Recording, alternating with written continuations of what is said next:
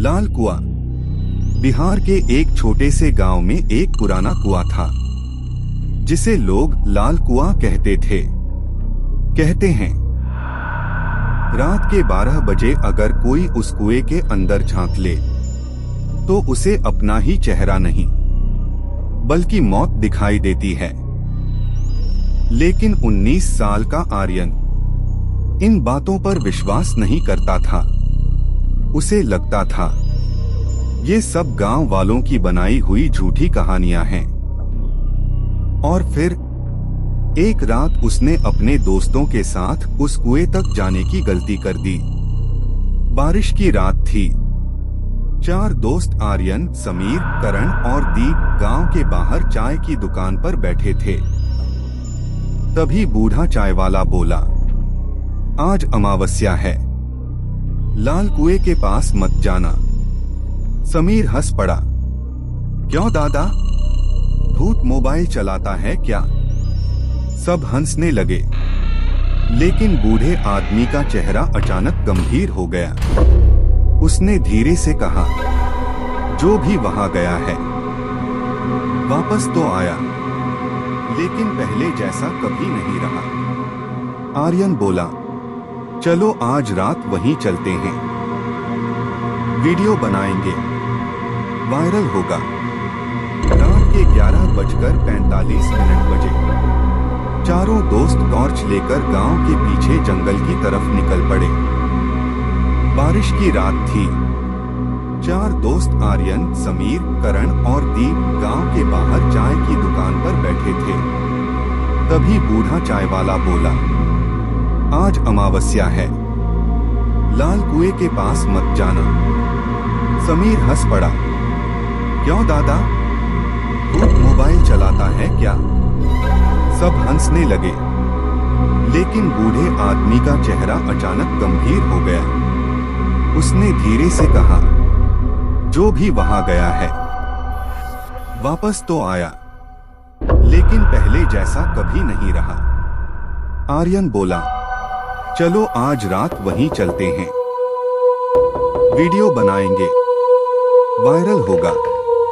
रात के 11:45 बजे चारों दोस्त टॉर्च लेकर गांव के पीछे जंगल की तरफ निकल पड़े। जंगल पूरी तरह शांत था, बस झींगुरों की आवाज और हवा की सनसनाहट। कुछ देर बाद उन्हें एक टूटा हुआ पत्थर दिखा, जिस पर लाल रंग से लिखा था, पीछे मुड़कर मत देखना। दीप डर गया, भाई वापस चलते हैं। लेकिन आर्यन आगे बढ़ता गया। फिर अचानक पेड़ों के बीच उन्हें वो कुआं दिखा, पुराना, टूटा हुआ, और उसके चारों तरफ लाल धागे बंधे हुए थे। जैसे ही वे पास पहुंचे, उनकी टॉर्च अपने आप बंद होने लगी। समीर घबराकर बोला, ये ठीक नहीं लग रहा भाई। तभी कुएं के अंदर से किसी लड़की के रोने की आवाज आई, धीमी रोने की आवाज। दीप डरकर पीछे हट गया, लेकिन आर्यन मोबाइल निकालकर रिकॉर्डिंग करने लगा। और फिर उसने कुएं के अंदर झांका।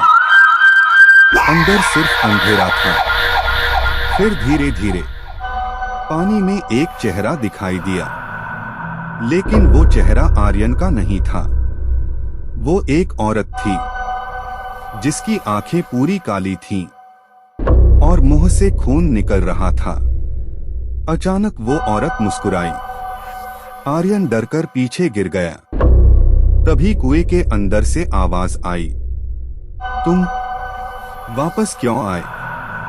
समीर चिल्लाया, भागो यहां से। चारों दोस्त जंगल की तरफ भागने लगे, लेकिन कुछ दूर जाकर उन्हें एहसास हुआ, दीप उनके साथ नहीं था। वे वापस कुएं के पास पहुंचे। दीप कहीं नहीं था, सिर्फ उसका मोबाइल जमीन पर पड़ा था। मोबाइल की स्क्रीन चालू थी और उसमें रिकॉर्डिंग चल रही थी। वीडियो में साफ दिख रहा था, जब सब भाग रहे थे, तब दीप पीछे मुड़ा था और उसके पीछे एक लंबी औरत खड़ी थी। उसके पैर उल्टे थे, बाल जमीन तक लटक रहे थे और वो धीरे धीरे दीप के कान में कुछ बोल रही थी। अचानक वीडियो बंद हो गया। समीर रोने लगा। हमें गांव चलना चाहिए।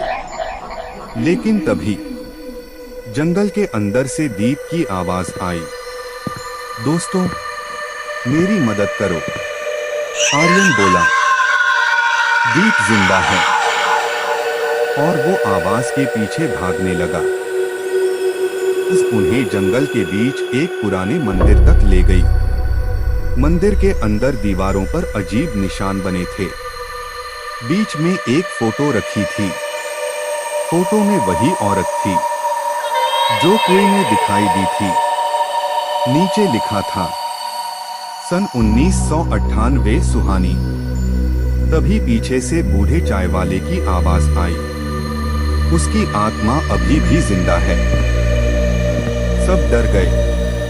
बूढ़ा आदमी बोला, गांव वालों ने उसे चुड़ैल समझकर मार दिया था और उसकी लाश उस कुएं में फेंक दी। अब हर अमावस्या को वो किसी एक इंसान को अपने साथ ले जाती है। अचानक मंदिर का दरवाजा अपने आप बंद हो गया और अंदर बहुत ठंड हो गई।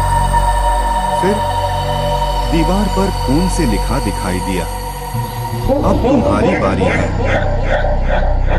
अचानक समीर चीखने लगा। उसकी गर्दन पर किसी ने नाखून मार दिए थे। करण दरवाजा खोलने लगा, लेकिन दरवाजा नहीं खुला। फिर मंदिर के कोने में वो औरत दिखाई दी। धीरे धीरे वो जमीन पर रेंगते हुए उनकी तरफ आने लगी। उसकी आंखें पूरी सफेद थीं। आर्यन कांपते हुए बोला, तुम क्या चाहती हो? औरत की आवाज गूंजी, सिर्फ एक और आत्मा। अचानक सारे दिए बुझ गए। पूरा मंदिर अंधेरे में डूब गया। फिर सिर्फ चीखें सुनाई दी। और अगले दिन गांव वालों को मंदिर के बाहर सिर्फ 3 मोबाइल मिले, लेकिन चारों दोस्त कभी वापस नहीं मिले। आज भी अगर कोई अमावस्या की रात उस लाल कुएं के पास जाए तो अंदर से आवाज आती है, पीछे मुड़कर मत देखना।